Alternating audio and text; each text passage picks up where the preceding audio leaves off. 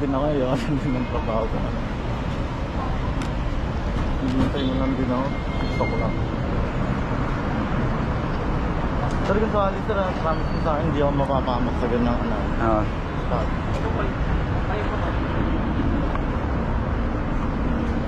Bigaw lang sana pinagbigyan ko sir kasi Mga magkano ba, sir? hindi, extortion na yan pag ako pa nagsabi sa'yo na.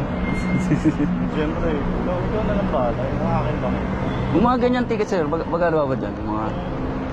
Sa'yo sir? 1,500 po sa disregard ng traffic sir. Okay. Pero kung ikaw, kung mas okay sa'yo, kung saka mas mas makakaluwag, kunyari, mas makakaluwag kang dadaan sa legal, okay lang kung mas makakaluwag ka na hindi na tayo. Siyempre, di ba, pag natikita ka ng LTO, Oo, sir. hindi ka na makarenew ng 10 years. Oo. Kung saan ka mas makakaluwag sir, ikaw ba? Hindi ba na-on yun? Camera yun. Patingin ko nga pala.